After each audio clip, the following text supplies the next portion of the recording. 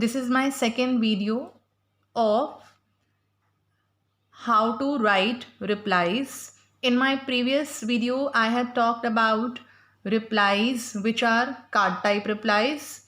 And in this video, I'm going to discuss how to write a formal reply which is in letter format. Now, because it is a formal reply, just like your formal invitation, the moment you see the word formal letter, you have to follow the format of formal letter. I have mentioned it here. Fine. Now, letter type invite if you have received. Fine. You have received a letter type invite. You are Ruskin Bond, okay, or you are any other eminent personality. You have been invited, and whenever I have to invite somebody, so I am going to use a letter type invite for that. The reply for a letter type invite can be either letter type or card type. You can use any type of reply, okay. So in the previous video, you had seen that Ruskin Bond had replied in the form of a card. Exactly. And now here Ruskin Bond is going to reply in the form of a formal letter. Formal letter format will be followed. We are going to have the sender's address, Star Apartments, same address of Ruskin Bond which we have been using. It is fictitious, of course. Everybody knows Ruskin Bond doesn't stay in Mumbai. Park Street, then the date, then the receiver's designation, then in 3-line format the receiver's address, then salutation, then in subject you have to write any one: acceptance of your invitation if you are accepting it, if you are not accepting it, inability to accept your invitation, whatever it is you are replying.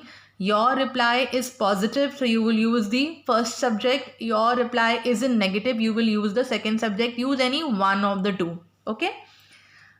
After that, the content will be same up till this point. See, just as in your reply, card type reply, up till this point, the content is same.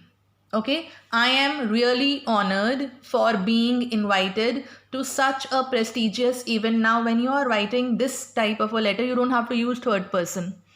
You have to use first person only. By your school on 19th July 20 and then year. I really appreciate schools promoting the work of literary figures like Shakespeare. You have to generate this information on your own. Whatever is the need of your invitation or of your reply for this matter, because you're doing replies right now, you have to generate that information on your own. I accept your invitation to preside over the screening of the play King Lear with great pleasure. So from here, the acceptance has started. Okay, now if he doesn't want to accept, then what can he say? He will say, I am sorry to inform you that I will not be able to preside over the prestigious event of screening Shakespeare's play being organized by you as the chief guest due to my prior engagement. I extend my best wishes to all the participants and wish them luck for their future endeavors. See, this particular line, I extend my best wishes to all the participants, will not be a part of acceptance, because when he has accepted, so he will give his best wishes and blessings when he will come there. Now, try to understand, it is common sense. When he will come to the program, he will preside over the program, he will bless and give his best wishes to the participants there only, when he will physically be present there. And this sentence should be used when he is not going to be a part of the program. Okay, then yours sincerely, or you can write warm regards, Ruskin Bond.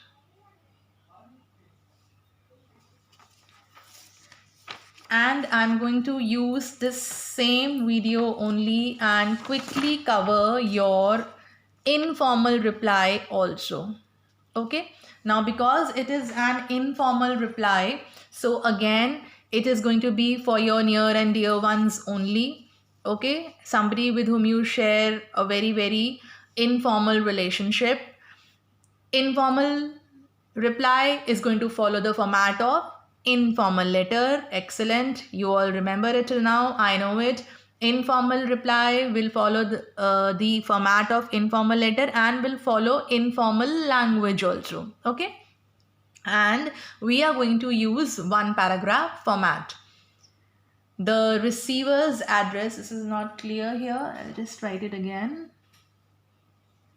The receiver's address and subject are not written because they are not a part of the informal letter format. Use informal language, make it warm and personalized, avoid unnecessary details for which we don't have scope because we have to write within the 50-word limit.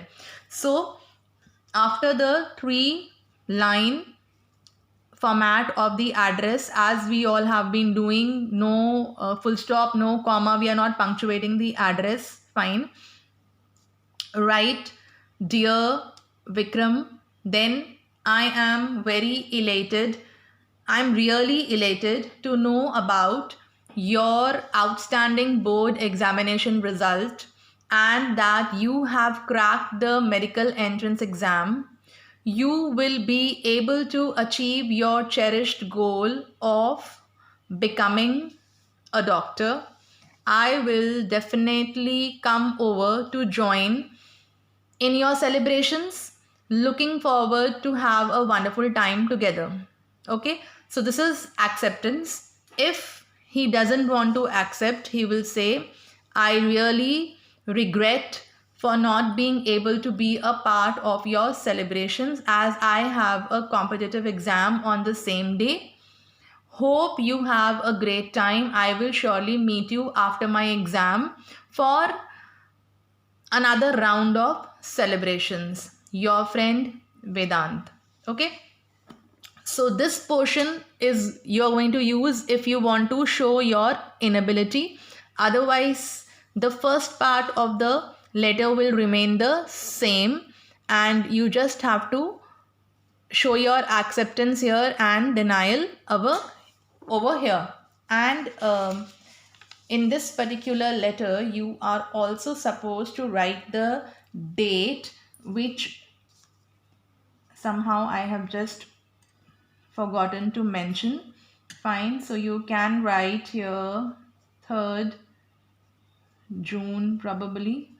Fine, and then you can write like this. Okay, which is important. It should not be omitted. So this was your informal reply.